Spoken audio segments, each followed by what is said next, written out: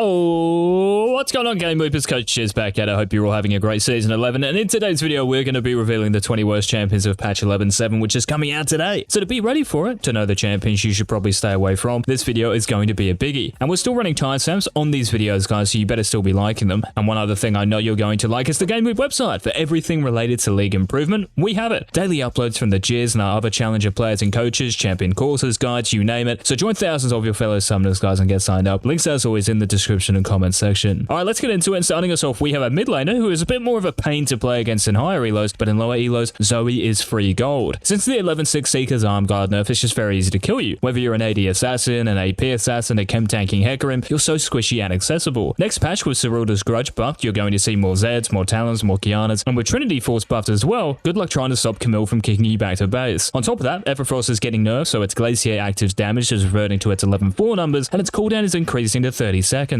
So your peel against these assassins and fighters is not as strong. 11.7 Zoe, guys, definitely better mages to pick. Now, speaking of mages, this next one is a jungler, and you might be a little surprised by this, but guys, the numbers do not lie. Lillia has one of the lowest win rates in the game, and since the 11.6 nerf that increased your ultimate's cooldown by 20 seconds at each rank, you're as likely to carry as pro guards are to stop advertising on our videos. You have less kill opportunities simply because your ultimate isn't as up as often, and the nerf to Seekers again makes you more vulnerable in that mid game. Just like Zoe, it's going to be very hard to survive next patch, so make sure you know what you're doing when picking Lillia, guys. Now, just ahead of Lillia, we have an AD carrier who is getting buffed. That's how weak they were, and are. So for Varus, guys, yes, your AD per level is increasing, but it's increasing by 0.4. Your ultimate still travels at the speed of the Jizz in the morning. Alright, that didn't come out right. Let me just retract that. So your ultimate travels slowly, is what I was trying to say. You don't have any real peel to keep those dangerous melee champions off you, and your damage isn't impactful enough. If you go with the lethality route as well, you have to rely on hitting your skill shots, and though you can do it on a regular basis, what happens when you miss your Q or your R? Yeah, you are useless as. So this buff is pretty troll, and 11.7 Varus, guys, still in the bottom 20. Now I'm going back to the mage class for these next two picks, guys, and I'm going to throw both of them at you here. So for Syndra and then Orianna, well, these two were picked a lot in pro play, that's correct, but across the board, they are statistically two of the worst champions on the Rift. Syndra has a sub 47% win rate overall, which is just 45% in higher elo. You would have thought this would be higher, and Orianna has a sub 48% win rate overall. But like I said with Zoe, guys, the buffs to the Grudge and Trinity Force are big. Your scariest matchups, especially in lower elos, becomes scarier. You know, the AD assassin matchup, and later in the game when the enemy Camille or Wukong starts jumping on you, what can you do? These two control mages work great in a coordinated environment, no doubt, but is any elo that coordinated?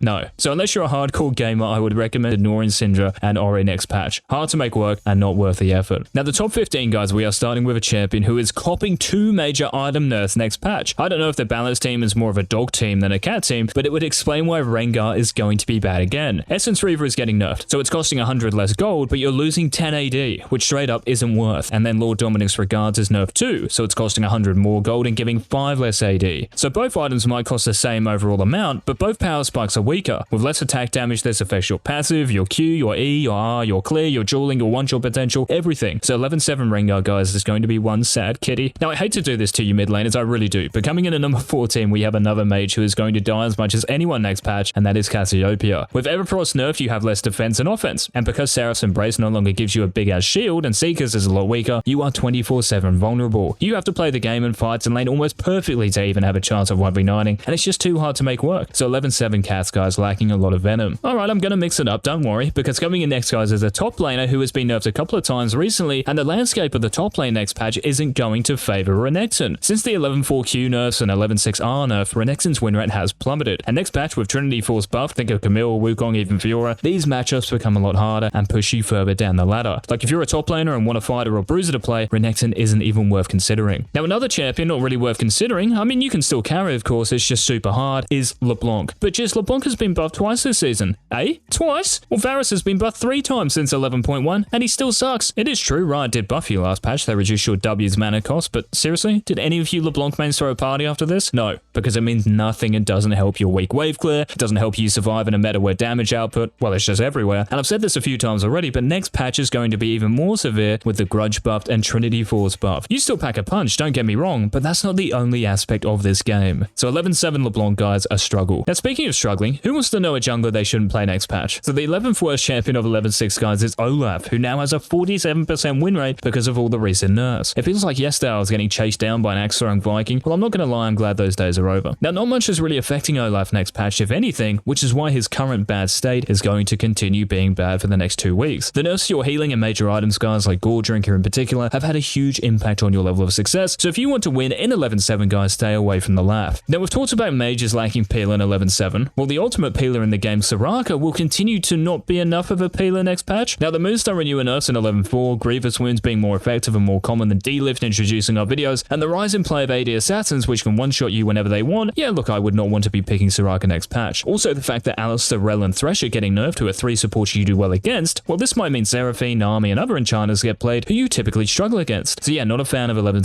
Soraka, guys. Now, can you remember that Essence Reaver nerf? 100 less gold for 10 less AD? Well, for Xayah, this is a real punch in the guts because you were already struggling to win lane and game. Now, it's going to be even harder. And if we think of the best AD carries, you know, Vayne and Jhin, these guys hit that much harder already, and this pretty much ensures that you cannot compete with them. Yes, your laning phase is better because your E's cooldown and mana cost got lowered at the start of the season, but a 3-minute ultimate cooldown? A support who won't peel you? I mean, to be honest, I should probably put Xayah even higher up in this countdown. Now, we're going to stay in the bot lane for this next pick, guys, and this champion's win rate in high elo has gone down 4.5% recently. And you know why? Well, for Kalista, guys, the Immortal Shield Bow changes and the Ravenous Hunter nerf have made the game impossible to play. Your lifesteal is down a ridiculous amount, and therefore your sustain in lane and team fights is down, and it's still super easy to kill you. Depending on how you look at it as well, with Alistar, Rell, and Thresh nerf, your combo with these champions isn't as strong, but they can also cuck you if you're playing against them, so the nerfs kind of go both ways. Regardless, 11-7 Kalista, guys, a real tough one to pop off on. Now, this next champion, I thought she was going to be really strong with the jungle changes and Cosmic Drive buffs earlier in the season, but it turns out that Shyvanna is one of the worst champions going around. A 43% win rate in high elo tells the story. Yes, your clear is still good, but you need level 6 to be of any use, and when you do get to level 6, you are just an E-bot. Whether you rush Nash's 2 first or Night Harvester, whatever it is, you are extremely squishy and killable. So yeah, 11-7 Shiv, guys, look elsewhere. Now, like I did with Syndra and Orianna, guys, I'm going to throw these next two at you at the same time, and unfortunately, they are two marksmen who will feel the effects of the Essence Reaver nerf, and these are Lucian and Ezreal. You may still get unlimited mana restoration from the ER, but your spike isn't as spiky, guys. Simple as that. Your auto attacks, your spells, they aren't going to hit as hard, and both of these marksmen aren't exactly strong at the moment anyway. It won't just be mages who the enemy AD assassins will be feasting on either. AD carries will definitely be on the menu. So 11-7 is a treacherous patch for any marksman, and in particular Lucian and Ezreal, two Essence Reaver users. Now, we've had a lot of mages so far, guys, and yes, some are very strong, but some are very weak. And the second to last worst mage next patch and fourth worst champion overall is Ryze. You are the most killable mid laner in the game, even champion. And guess what? With Seeker staying as nerfed as it is, and Everfrost nerf, how do you even go near a Talon, a Yasuo, a Yone? Your short range and lack of defense also leaves you vulnerable to ganks, and with Trinity Force buffed and Stridebreaker's dash range as far as it is, and the amount of damage in the game in general, Summoner's Rift is the last place you want to play Ryze. The 11-6 Ravenous Hunter nerf also means your sustain in lane and fights is down, so yeah, unless blue is your favorite color, steer clear of the Rune Mage. Okay, we're now into the top 3, guys, and we have some big champions to reveal, but before we do, one last friendly reminder from the Jizz, head on over to our website when I stop talking, because who doesn't want to improve their Summoner Rift game? You can be one of thousands with exclusive access to all of our fresh Challenger tier content, so get amongst it, links down below. Now, the bronze medalist, guys, is the worst AD carry of 11-7, and I actually really like this champion, but I can't hide from the fact that Aphelios is the pits. In a pro team environment, of course he can work. I mean, most champions can, but in the infamous YOLO queue, how do you survive? Well, here's your answer. You don't. Camille presses R, you die. Zed presses R, you die. Kha'Zix presses Q, you die. Even if your support tries to peel you, they won't be able to next patch, guys, so be very careful when picking Aphelios. Now, another champion you have to be careful picking is coming in next. And like Aphelios, I hate to say it because I love this champion, but Gangplank is going to hate 11-7, guys. The Essence Reaver nerf is really big because two of your big sources of damage, your passive and Q, scale with your bonus AD, so much less of a spike in that regard. And then if we think of the champions benefiting from the Trinity Force buffs, Camille, Wukong, Aurelia, like it sounds scary enough just saying their names. Unless you know the ins and outs of GP and his matchups, guys, very difficult times ahead. Now, the worst champion of 11-7. Well, this champion has held this spot already this season, so I guess he's reclaiming his throne. Not really the throne you want though, is it? So think of Zed, think of Talon, think of Qiyana, think of Kha'Zix, and now think what you're going to do against these champions as Azir. Nothing, that's right. The Emperor is just in a really tough and bad spot for the general player base, because if Riot buff him, he becomes Giga OP and pro play, and if they nerf him, he becomes the worst champion in the game, and that's exactly what they did to your W in 11-5. It takes so long for you to come online as well, guys. And with no cooldown from Nash's anymore, the early to mid game is a massive uphill battle. In turn, you legit base your game off hope. Hope that your other teammates aren't feeding too hard so you can actually hit your 2-3 item spike and then take over. But let's be honest, which of our teammates teammates aren't feeding in Season 11. With fighters stronger from the new Trinity Force and Grudge enhancing the power of AD assassins, 11-7 is very ugly for any champion from Shurima, I think. So those are the 20 worst champions of 11-7, guys. Let me know who you think should or should not have been included in this countdown in the comments down below. And remember to subscribe and turn on all notifications before leaving. This has been Coach Jizz, and until tomorrow's video...